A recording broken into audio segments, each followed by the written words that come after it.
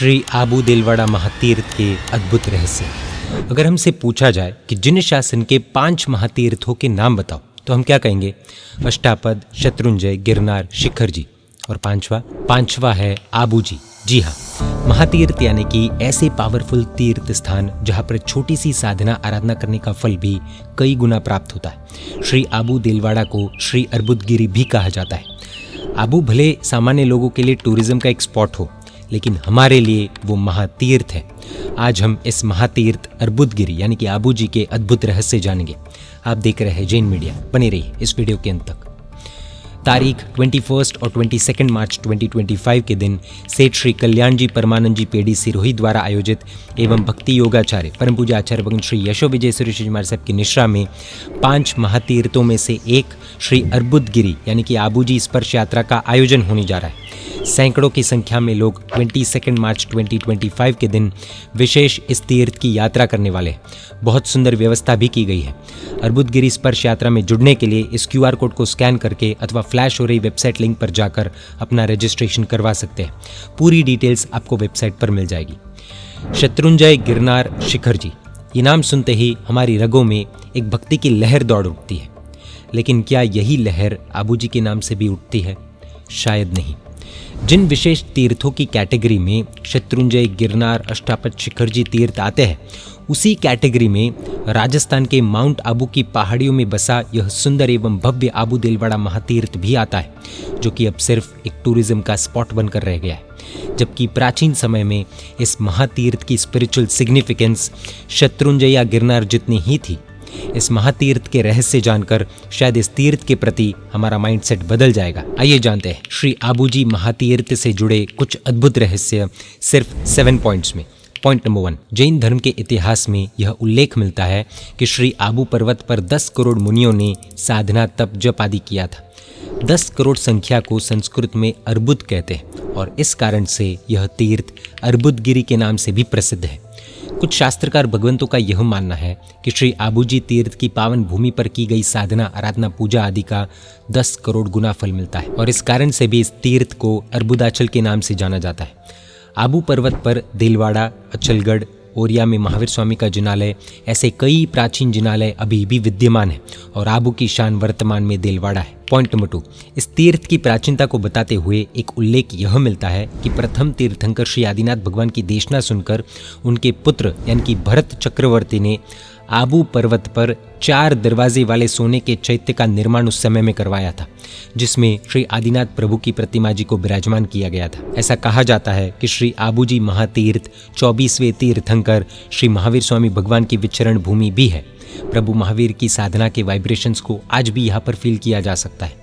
इस क्षेत्र में प्रभु महावीर के विचरण का उल्लेख कई शास्त्रों और शिलालेखों में भी मिलता है। आबू जी के आसपास के क्षेत्रों में भी कई प्राचीन जिनालय एवं तीर्थों में प्रभु महावीर की प्रतिमा जी का होना इस बात को और क्लियर करता है। पॉइंट नंबर 3, विक्रम की पहली शताब्दी में हुए पूज्य आचार्य भगवंत श्री पादलिप्त सुरेश्वर जी महाराज साहब आकाशगामिनी विद्या के बल से जिन 5 तीर्थों की यात्रा करते थे, उनमें शत्रुंजय, गिरनार आदि के साथ श्री आबू जी महातीर्थ भी शामिल है।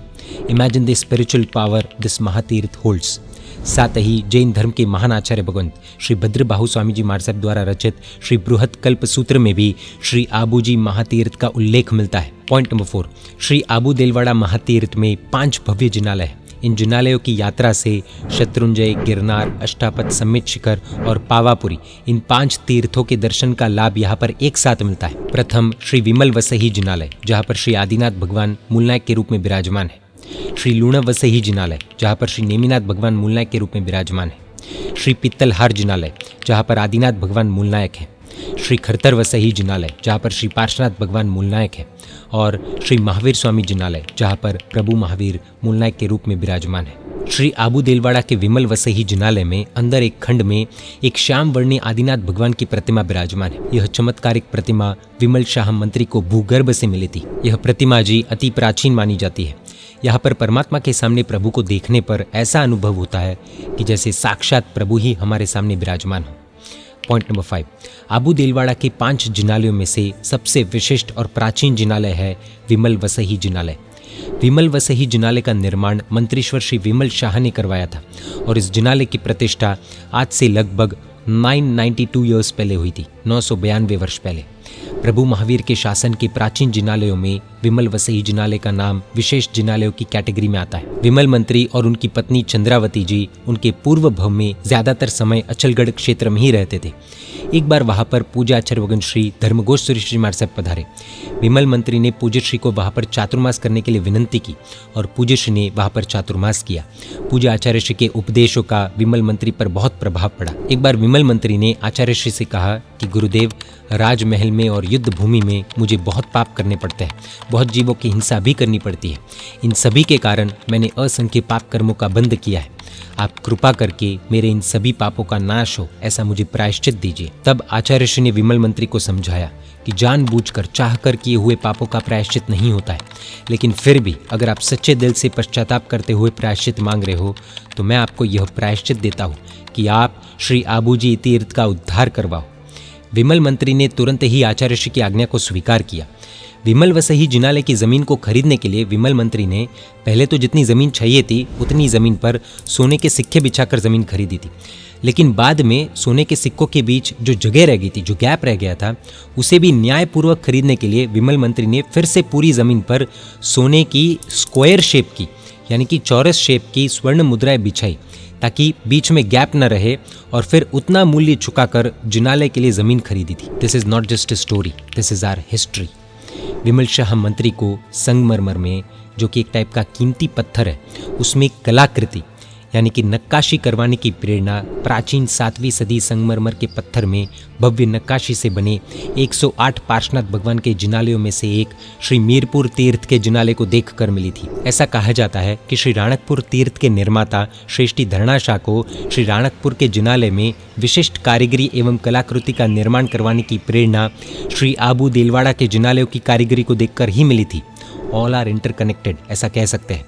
पॉइंट नंबर 6, जैसे पोषवदी दशमी यानी कि श्री पार्श्वनाथ प्रभु के जन्म कल्याण के समय श्री शंखेश्वर तीर्थ में अट्ठम यानी कि तेला करने का महत्व है, उसी तरह श्री आबू महातीर्थ में श्री आदिनाथ भगवान के जन्म कल्याण के दिन छठ यानी कि बेला करने का महत्व है। जिस तरह से वर्षी तप का पारणा हस्तिनापुर या फिर शत्रुंजय में किया जाता है, उसी तरह शास्त्रों में श्री अर्बुद कल्प वस्तुपाल चरित्र अष्टम प्रस्ताव के अनुसार श्री आदिनाथ प्रभु के जन्म कल्याणक यानी कि चैत्रवदी आठम के दिन छठ यानी कि 2 उपवास साथ में करके वर्षी तप की शुरुआत एवं आदिनाथ प्रभु का जन्माभिषेक आबू महातीर्थ पर ही करना चाहिए। 73 वर्ष के दीर्घ दीक्षा पर्याय वाले श्रुत स्थविर मुनि सम्राट श्री धुरंधर विजय जी महाराज साहब के अनुसार भी वर्षी तप का प्रारंभ एवं श्री आदिनाथ भगवान का जन्माभिषेक श्री आबू महातीर्थ में करना चाहिए।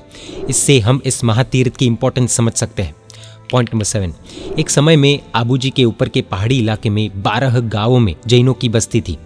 वो गाँव तो आज भी वहाँ पर ही है, लेकिन जैनों की बस्ती ना के बराबर है। पहले के समय में श्री आबू दिलवाड़ा में चैत्रवदी आठम के दिन यानी कि श्री आदिनाथ भगवान के जन्म एवं दीक्षा कल्याण के दिन बहुत बड़ा मेला लगता था, और उसमें सिर्फ जैन ही नहीं बल्कि आसपास के गांवों से परमात्मा के अन्य भक्त जैसे कि ठाकुर, खेड़ूत, भील और अन्य बहुत लोग बड़ी संख्या में मेले में शामिल होने आते थे।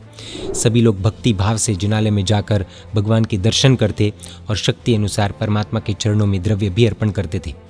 लेकिन यहाँ की कंडीशन फिलहाल ऐसी है कि अजैन तो क्या, कुछ अज्ञानी जैन लोग भी यहाँ पर टूरिस्ट जैसे ही आते हैं, इसको टूरिज्म का स्पॉट समझ कर आते हैं। एक समय में आराधना और साधना की जाहो जलाली से भरपूर यह महातीर्थ आज उस साधना आराधना को खोज रहा है। जहाँ कहीं भक्तों की भीड़ उमड़ती थी, आज वहाँ पर सिर्फ नक्काशी की क्यूरियोसिटी का शोर है।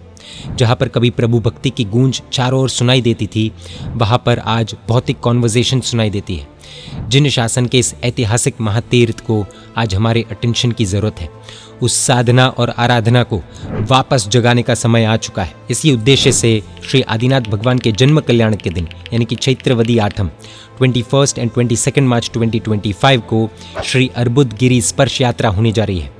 श्री आदिनाथ परमात्मा से लेकर श्री महावीर प्रभु के स्पंदनों को, वाइब्रेशंस को महसूस करने के लिए देश भर से कई भक्त श्री अर्बुद गिरी स्पर्श यात्रा में जुड़ रहे हैं।